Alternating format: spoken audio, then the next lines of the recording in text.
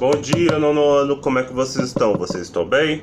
Então, gente, mais uma videoaula. Na verdade, essa vai ser meio que a última videoaula do bimestre. Eu vou passar alguns avisos para vocês antes de começar a videoaula. Primeiro, nosso horário vai mudar. Não vai ser mais às 9 horas da quinta-feira, vai ser às 10h30. Eu vou pegar o segundo horário de vocês da quinta-feira. E parece que vai ser permanentemente, então fiquem avisados. Mas eu vou botar direitinho os horários lá no mural de atividades para vocês. É isso. Outro aviso que basicamente, como eu falei, essa vai ser meio que a última. Eu falo assim, última, porque vai ser a última de conteúdo, assim, do primeiro bimestre.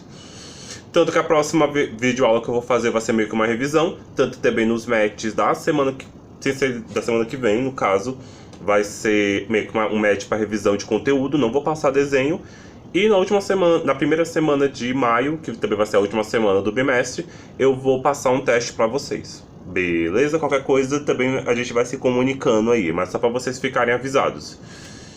Surrealismo, gente, só para finalizar também o modernismo europeu, a gente vai começar a falar sobre um movimento bem próximo a vocês, que é justamente o surrealismo. E não tem como começar a falar sobre surrealismo sem falar dos sonhos. Normalmente vocês se acostumam muito a associar o surrealismo com o expressionismo. Que o expressionismo é aquela arte que meio que altera a imagem, ou tipo, justamente a pintura ou a imagem por um favor mais emocional. É meio que a gente interferisse na imagem para ter um tom muito mais emocional. É isso que é o expressionismo. O surrealismo, ele não faz isso. O surrealismo são imagens completamente desconectadas da realidade, mas com elementos reais. Como assim uma arte que é completamente desvinculada, assim, da realidade, mas ainda assim tem objetos reais? Ué, gente, exatamente como a maior obra feita no surrealismo, que é a do Salvador Dalí, que é a pertinência da memória. Olha como é que todos esses elementos a gente consegue identificar. Claro que a gente não sabe qual contexto isso está referenciado. Mas, por exemplo, vocês conhecem os relógios. Os relógios não ficam nessa forma meio gelatinosa, meio aguada, meio borrachuda, por exemplo, na realidade. É basicamente isso que eu quero falar quando eu me refiro com o surrealismo. Que são todos esses elementos que a gente encontra na realidade. Existe o mar, mas tudo isso aqui não faz sentido na realidade. Entende? São objetos que a gente encontra no mundo. Não é que nem, por exemplo, a arte abstrata.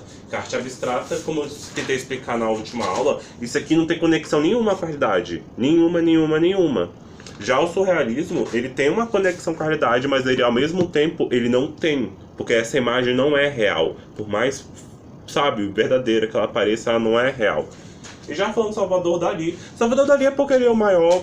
Ele já era meio que surreal, digamos assim. Ele já era uma pessoa, digamos assim, esquisita. E parte dessa esquisitice, ou meio que dessa forma meio extravagante dele até, de agir no mundo, era transferido. E não vamos esquecer também, Salvador Dalí era um grande desenho. Isso aqui é o nascimento do homem, quase como se meio que o planeta Terra fosse o ovo e meio que essa figura aqui estivesse saindo. Olha os detalhes, olha como é que ele consegue fazer tão detalhadamente a imagem ou a pintura. E ainda assim é uma imagem completamente desconexa do mundo real. Essa imagem não existiria no mundo real. É basicamente essa mensagem do... Na verdade, Salvador Dalí tem várias mensagens no quadro dele. Dá pra ficar a aula toda falando sobre coisas ocultas que o Salvador Dalí botava.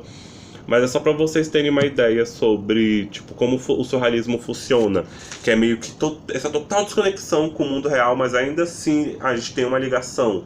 É basicamente também o que funciona nos sonhos, por exemplo. Por isso que o surrealismo é muito focado nos sonhos, ou em coisas irreais, e principalmente na ilógica, no paradoxo. Todas essas coisas que ainda tem meio que uma ligação com as coisas que vemos e sentimos e tocamos, mas ainda assim estão meio que virtuando, ou meio que embaralhadas na nossa cabeça, quase como se fosse um universo à parte.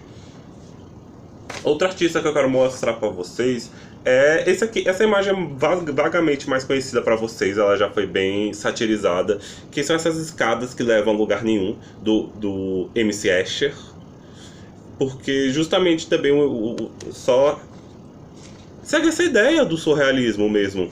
dessas escadas, principalmente reais, lugares que não levam pra lugar nenhum. O MC Escher, que é o produtor dessas imagens, ele produzia muito esse tipo de coisa, justamente porque ele também tinha uma forte ligação com sonhos.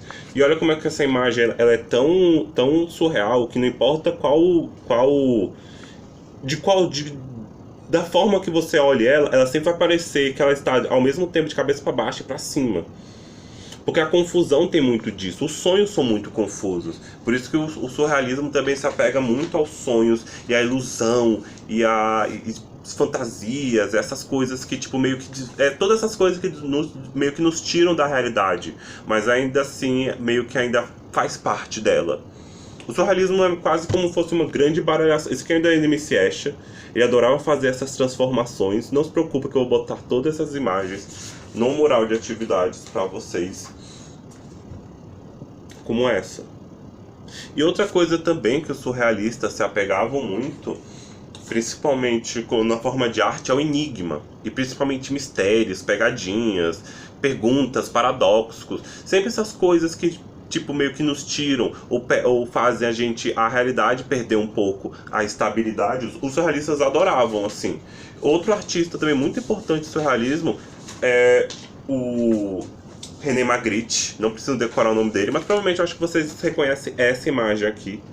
Eu acredito que a maioria de vocês já tem um conhecimento um pouco dessa imagem aqui. O René Magritte era o artista dos enigmas, digamos assim.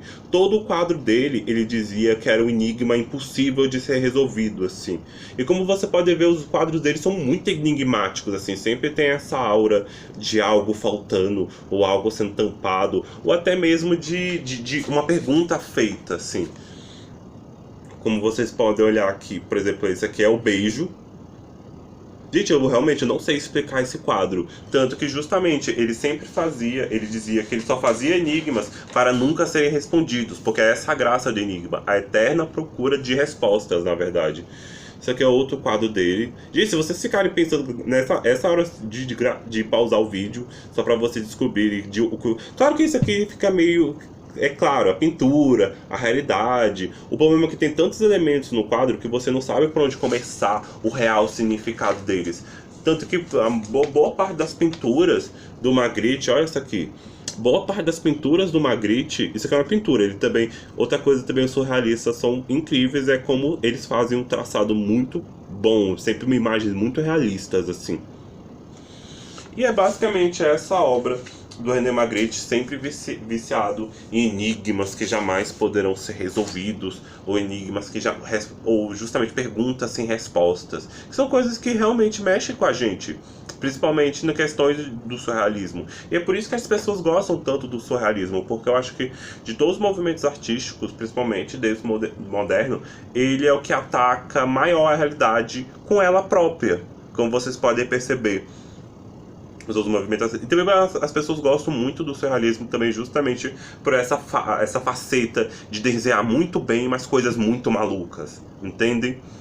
Mas antes, só pra resumir mesmo todo o surrealismo, que é muita coisa surrealismo, o surrealismo, gente, é a arte do sonho, é a arte do incomum, do surreal, daquilo que, tipo, de todas as formas de coisas que meio que fazem a gente desconfiar da realidade. A ilusão, a charada, o enigma, o sonho, todas essas coisas fazem parte da imagética do surrealismo. Beleza? E é isso, gente, basicamente. A aula sobre surrealismo. Atividade. Gente, essa atividade meio que eu vou ter que pedir um pouquinho, talvez até um pouco mais de vocês, da atenção de vocês. É mais no sentido que eu queria muito que vocês fizessem um diário de sonho. Pelo menos de 3 sonhos, assim, que vocês tiverem. Ou pode ser também sonho que vocês tiveram antes. Mas basicamente eu quero que vocês façam eu quero que vocês façam um desenho de um sonho de vocês. Mas como eu quero que isso seja feito? Claro que você pode pegar literalmente, vocês podem tipo pensar em um sonho que vocês tiveram, porque é bem isso que os surrealistas tinham. Pegar um sonho que vocês tiveram e fazer um desenho sobre ele. Mas fica muito mais fácil quando primeiro você acorda, pega algum caderninho e escreve o que você sonhou, porque normalmente o sonho a gente esquece muito rápido. Então eu queria muito que vocês fizessem esse processo. Tivessem um sonho, assim, dormissem bem e acordassem, escrevessem o que vocês sonharam e tentassem desenhar isso. também. E na mesma folha eu quero que você transcreva como foi o seu sonho e tente desenhar uma imagem desse sonho. Beleza? É basicamente essa atividade que eu quero passar para vocês. Que vocês, sei lá, sonhem, lógico, durmam, tenham seus sonhos, escrevam o máximo que você conseguir lembrar do sonho que você teve e tente fazer um desenho. Na atividade, eu quero que você poste no mural de atividades tanto o desenho do sonho quanto a transcrição que você fez do sonho. Transcrição é justamente isso que você escreveu do sonho.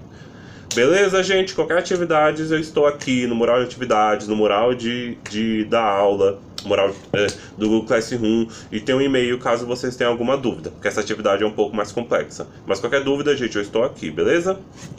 Até a próxima.